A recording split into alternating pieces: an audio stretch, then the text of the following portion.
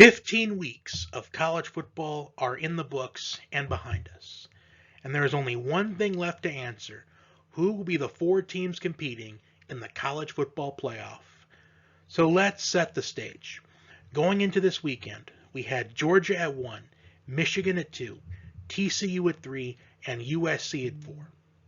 Georgia and Michigan, they were in no matter what happened this weekend. TCU with a win, and they're in. A loss, and they would have to sweat it out on Selection Sunday. USC, with the win, they were in. They controlled their own destiny, just like TCU. They were in with a win, but a loss, and they would be out of the race completely. And Ohio State and Alabama, they were just sitting at home, hoping for chaos to ensue, and boy, did chaos ensue. Friday night, Pac-12 championship game. USC is off to an early lead against Utah. And next thing you know, Caleb Williams is hurt. He is banged up. And USC is a completely different team when Caleb Williams gets hurt. As Utah absolutely dominated in the second half. And USC's playoff hopes came to an end. So now that bumped either Ohio State or Alabama into that top four, as the chairman came out and said just because Ohio State was ranked ahead of Alabama in Tuesday's ranking does not necessarily mean that Alabama would not be able to jump Ohio State at number 4 in the final ranking. Big 12 championship game. Kansas State is holding their own against TCU, just like in the first game. Kansas State leads by 11 in the fourth quarter. But Max Duggan engineers a comeback. He took over on the drive that brought the game into overtime. But TCU goes for it on 4th and goal, just needing inches to score a touchdown, put the pressure on Kansas State. And Kansas State, their defense stands.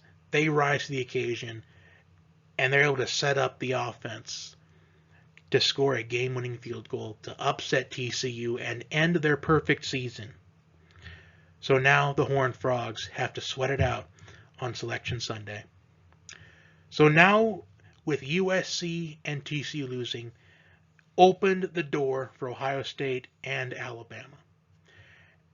As we have 3 teams fighting for 2 spots. Georgia, Michigan, they took care of business in their conference championships. They were in no matter what, even if they lost. So, who will be 3 and who will be 4, and who will be the team left out of the playoff? So, let's go over the resumes for each of the 3 teams in question. We'll start with TCU. First game at Colorado, they win 38-13. Colorado, it's not a big deal because Colorado finished the year 1-11. Week 2, Tarleton, I don't know who that is, probably an FCS or Division II team, but that is a pretty weak win on the resume. At SMU, SMU isn't a good team at all by any way, shape, or form, but they're somewhat of a decent team, so you could give them some credit for that. So, conference play here. They dominate Oklahoma. They win against Kansas. They beat Oklahoma State in double overtime. And they come from behind 28-10 and score 28 unanswered points to beat Kansas State at home 38-28. Then they go on the road and beat West Virginia. They beat Texas Tech by 10 on the road against Texas. They win 17-10 in a low-scoring game. And then they go on the road at Baylor, and they win with a last-second field goal right at the horn in their fire drill scramble to kick that game-winning field goal. And they dominated Iowa State in their final game of the regular season, and now they lose in the Big 12 championship game by 3 points. So looking at this resume, you could argue that they have the resume to be one of those 4. which they do. But the question is, how will the committee feel about their resume? Because I have this feeling that the committee, they have egos, and they were secretly hoping that TCU was going to lose this game. And they got what they wanted. Even though they have some to think about, more to think about, I think deep down they wanted TCU to lose because they want to put in Alabama because they know that TCU will be a waste of a spot. And they've robbed a TCU of a college football playoff spot before. In fact, they did it the first year we had this thing, and it caused controversy. And Ohio State got in 4 over TCU, and then Ohio State went on to win the national championship despite controversy. Now, will they consider their wins this year all good wins, even though they were ranked when they played them? They do not look good at all now. Oklahoma finished the year 6-6. Kansas finished the year 6-6. Oklahoma State, they were an inconsistent team throughout conference play. And their best win of the year is against Kansas State, and their second best win is against Texas. So those are 2 strong wins.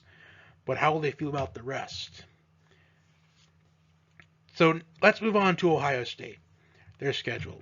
Opening weekend against Notre Dame, a preseason top 5 team. Which Notre Dame, they held their own in that game, and that was a very hard-fought game for Ohio State. Which that was a resume builder for them. As I remember back in week 1 when I predicted this game, I said the winner of this game was going to have an early edge in the college football playoff race. And after week 2, it looked like the win against Notre Dame was going to look meaningless. But Notre Dame, they got better as the season went on. While TCU's opponents, they got worse as the season went on, with the exception of Kansas State, and you could somewhat argue Texas. Then they played Arkansas State, Toledo, which Toledo, they are MAC champions, which is irrelevant, but it's still something to really point out. Then they played Wisconsin, Rutgers, Michigan State, Iowa. At Penn State, their best win of the year, second best win of the year against Notre Dame, which Notre Dame, I believe they are 21st in the ranking, which they're still a top 25 team, really strong team. Notre Dame, they probably would have been way higher if they would have just taken care of business against Marshall and Stanford, but still a very good team, the Irish are. The road game against Northwestern, that is something that isn't really being brought up. A 21-7 game against 1-11 Northwestern. Well, the field conditions that day were very sloppy, very terrible, and I feel like out of the 129 other teams in the FBS, I'm willing to bet at least 120 of them would have struggled in that game like Ohio State did. So I don't know if you can really pin that against them, as they can't control the weather. It's just one of those games where you have to adapt to weather conditions. And it took Ohio State longer than maybe another team. Then Indiana, dominant win. At Maryland, dominant win. And then the loss at Michigan by 22 points at home. So when we look at Ohio State's schedule,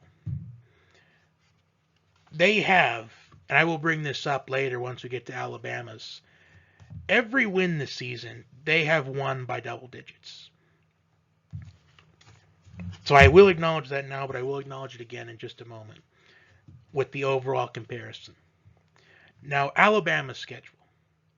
Week 1, they dominated against Utah State 55-0. Okay, fine, that's really nothing impressive.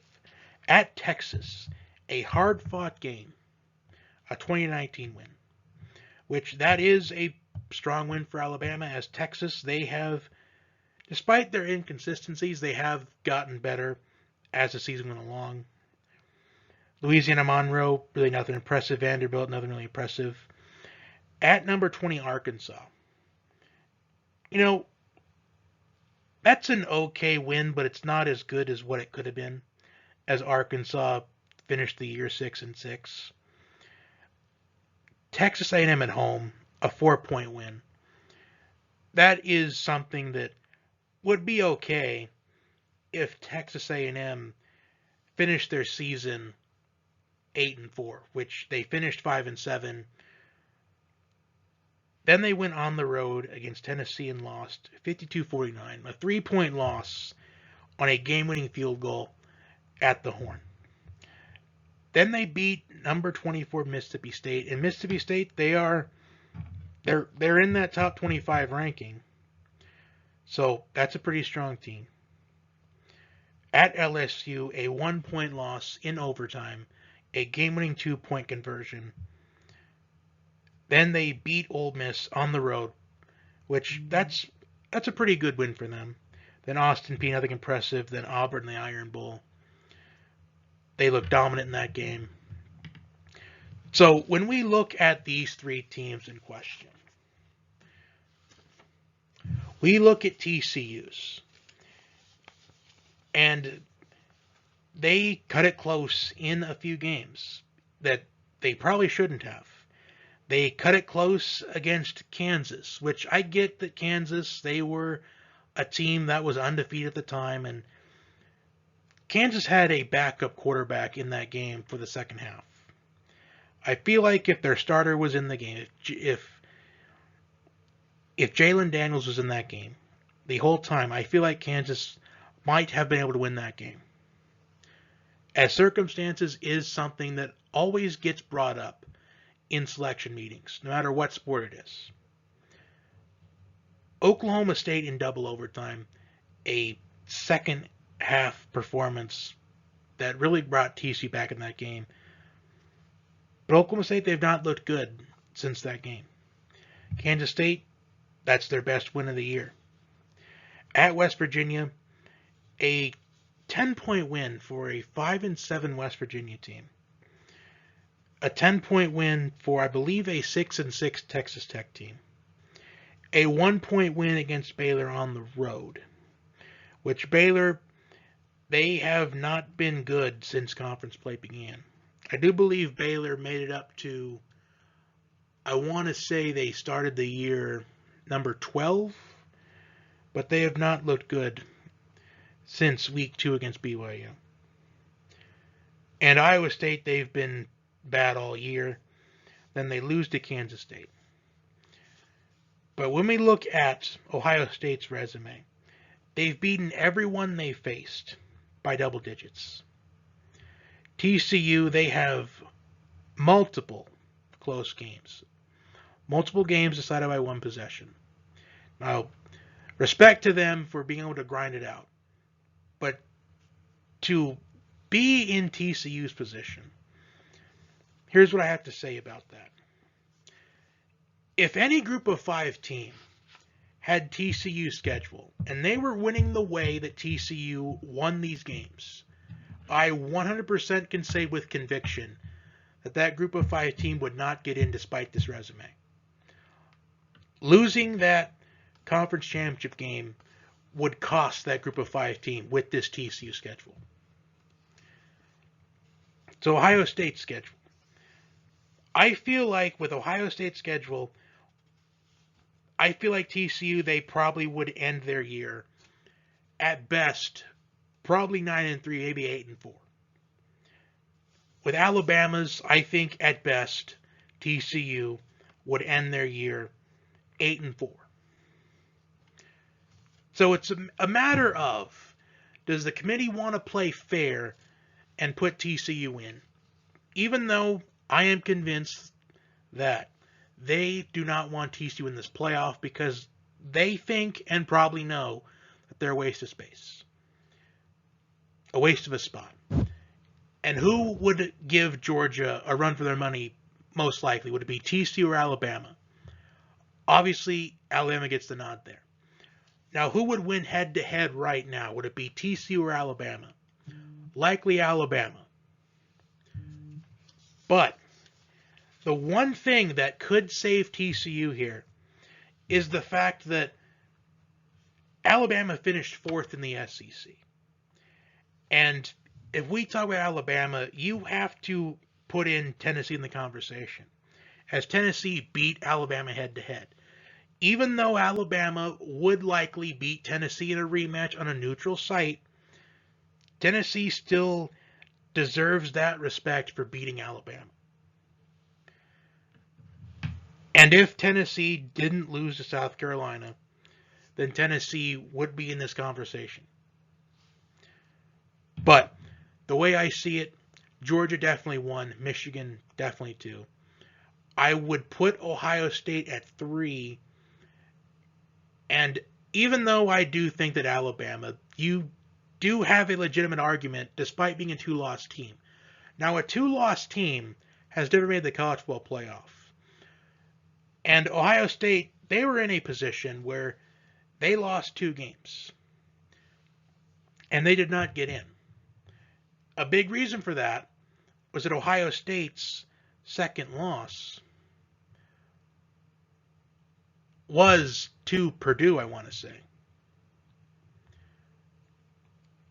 Or was it a one? It doesn't matter, but the fact that Ohio State lost to a weak Purdue team, while Alabama, they lost to strong teams in Tennessee and LSU.